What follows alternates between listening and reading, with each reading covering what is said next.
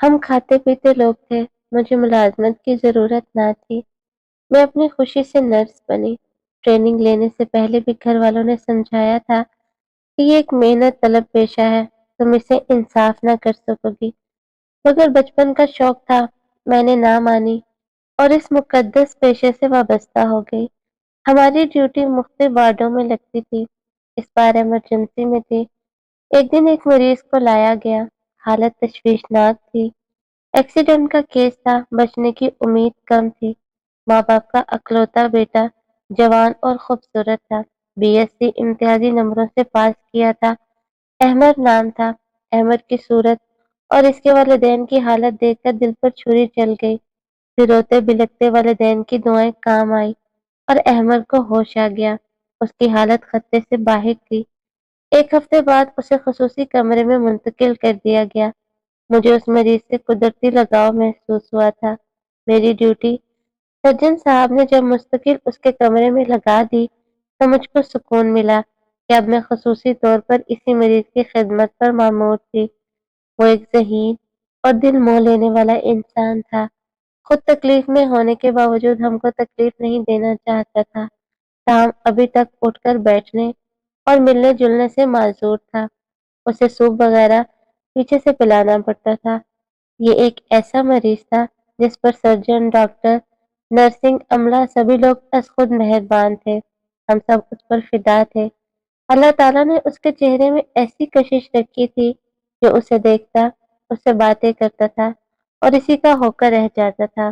افسوس کہ احمد کے ٹھیک ہونے کے امکانات کم تھے، ریڑھ کی ہڈی پر چوٹ لگنے سے معذور ہونے کے 90% امکانات تھے، کیونکہ اس کے نروس سسٹم کو نقصان پہنچا تھا۔ اب ویل چیئر ہی اس نوجوان کا مستقبل تھی۔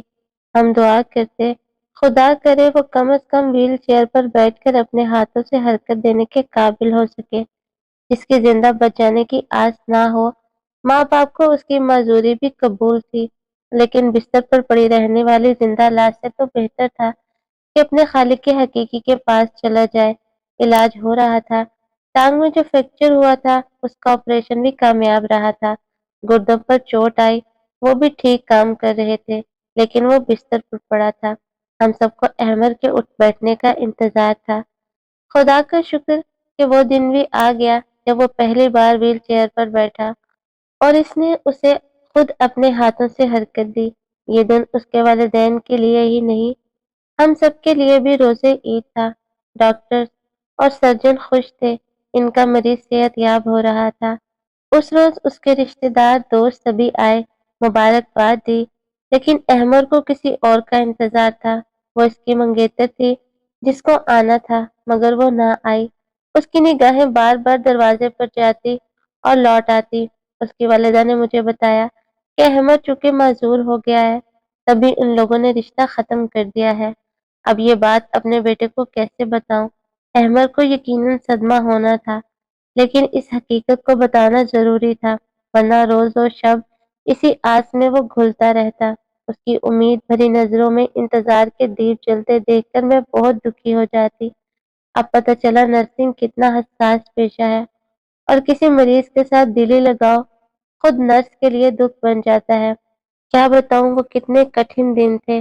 میرا اس کے ساتھ کوئی رشتہ نہ تھا، لیکن انسانی ہمدردی نے مجھ کو اس کے ساتھ ایک اندیکھے جذباتی رشتے میں جکڑ دیا تھا، اور اب اس رشتے سے آزادی اپنے بس میں نہیں تھی۔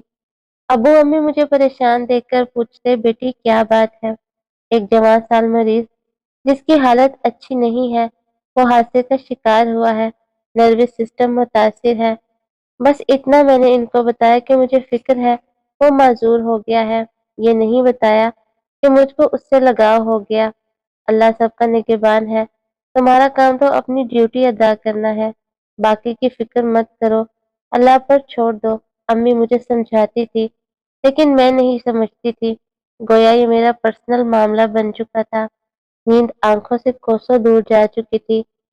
ایک طوفان تھا جو دل و دماغ میں برپا تھا۔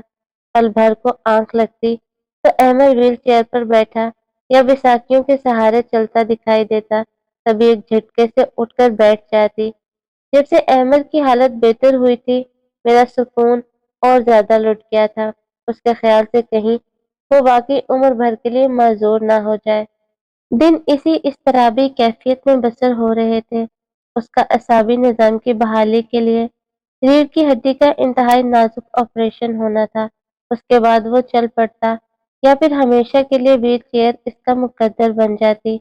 جس دن آپریشن تھا، میری روح زخمی پرندے کی طرح پھڑپھڑانے لگی۔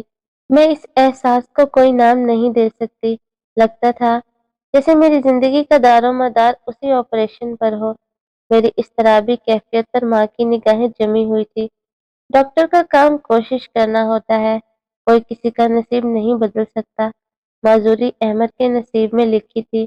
وہ اسٹریچر پر لایا گیا تھا اور ویل چیئر پر گھر گیا۔ 6 ماہ ہاسپٹل میں رہ کر وہ ہم سب کا چہیتا مریض اور سب کی آنکھوں کا تارا بن گیا تھا۔ آخر وہ چلا گیا۔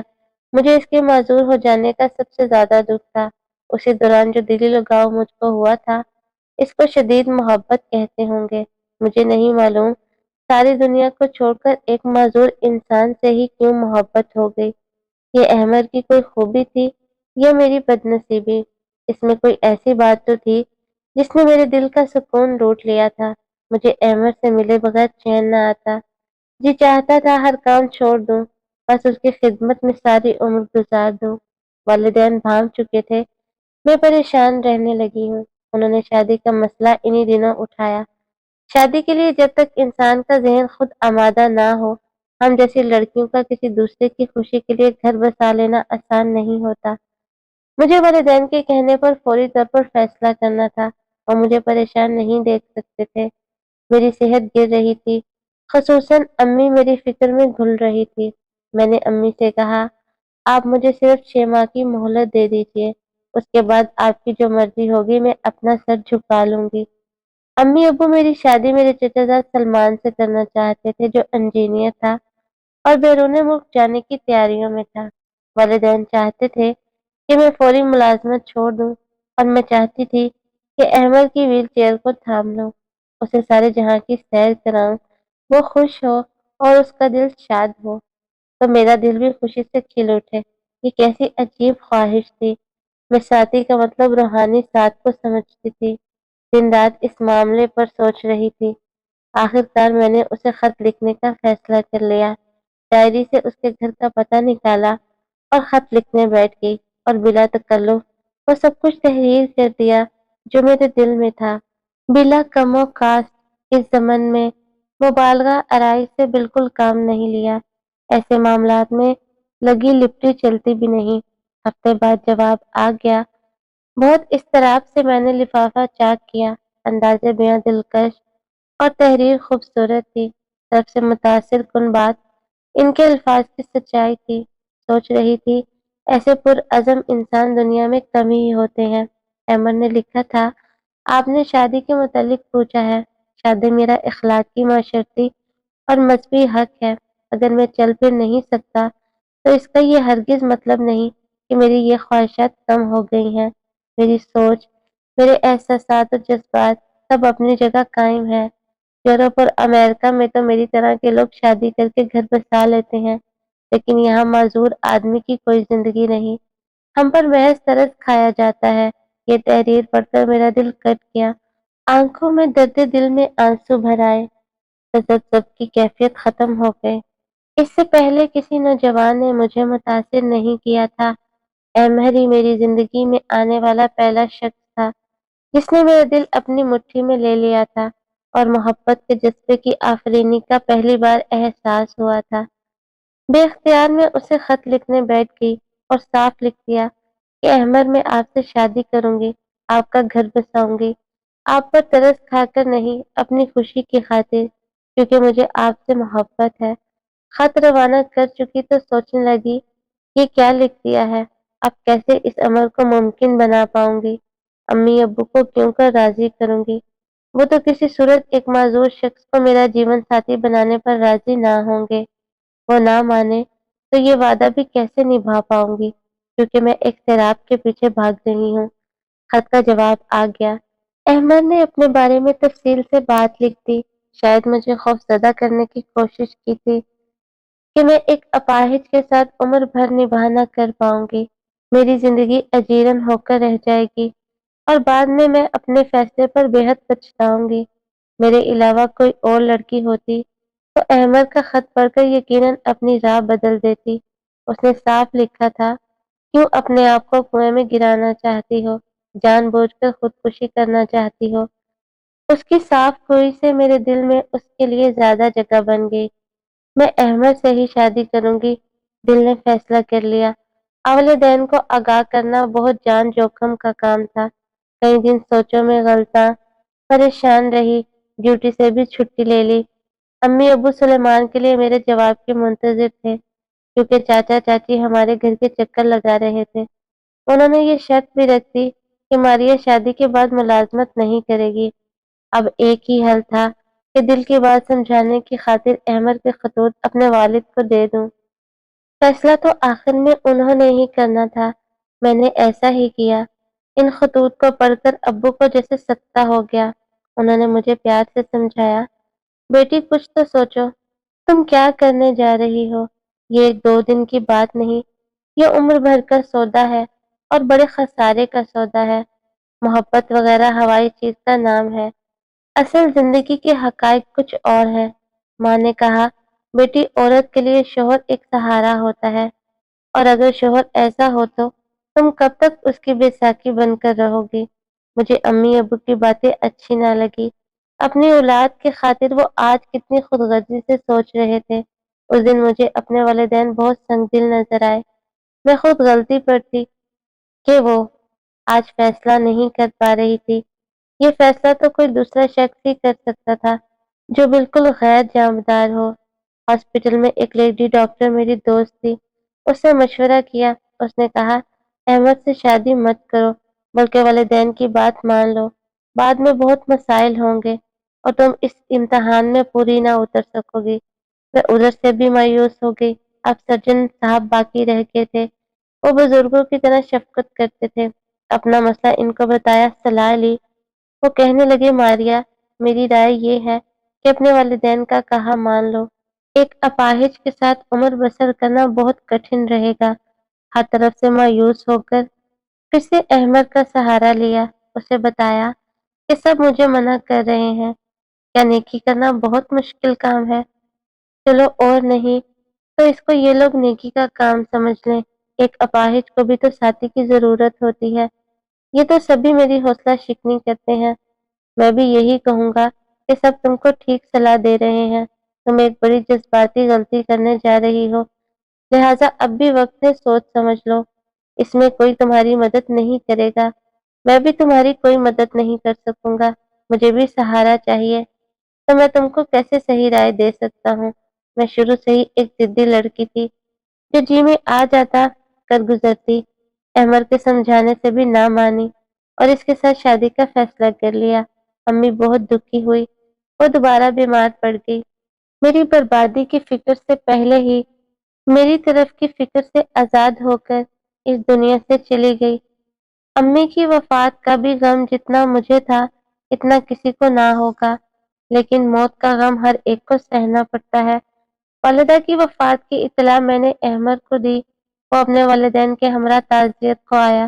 یہ لوگ دوسری بار آئے تو ابو نے میرے رشتے کی بات کی۔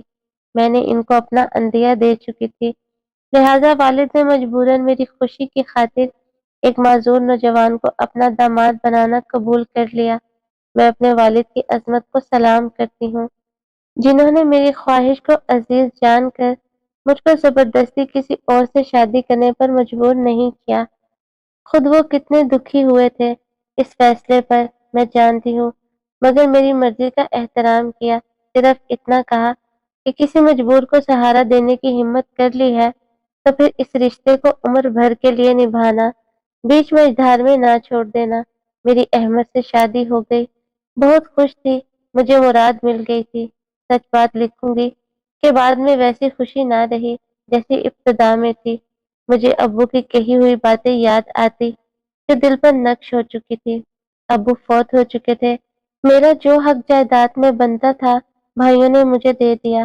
احمد کے والدین بھی کھاتے پیتے لوگ تھے، ان کو بھی وراثت ملی جو بینک میں ہم نے ڈپازٹ کرا دی۔ ان کو کمانے کی ضرورت نہ تھی، وہ سارا دن گھر میں ہوتے تھے، ویل چیئر پر ادھر سے ادھر گھومتے رہتے اور میں ان کے سامنے رہتی تھی۔ وہ کہتے تھے بس میرے سامنے رہا کرو، شاید ہر بار شکی مزاج ہوتا ہے۔ وہ بھی بلا کے شکی تھے، ذرا سی دیر بھی گھر سے باہر رہنا گوارا نہیں کرتے تھے۔ اسی وجہ سے میں ملازمت بھی نہ کر سکی، جو ہی گھر میں قدم رکھتی جھگڑ پڑتے، یوں ہماری ازواجی زندگی میں تلخی کی ابتدا ہوئی۔ میں ملازمت نہ چھوڑنا چاہتی تھی، لیکن احمد نے کہا میں دکان کھول لوں گا، تم کو کہیں جانے نہ دوں گا، تم گھر میں میرے سامنے رہو گی۔ ان کی خاطر نرسنگ چھوڑنی پڑی، وہ پھر بھی ناخوش رہتے۔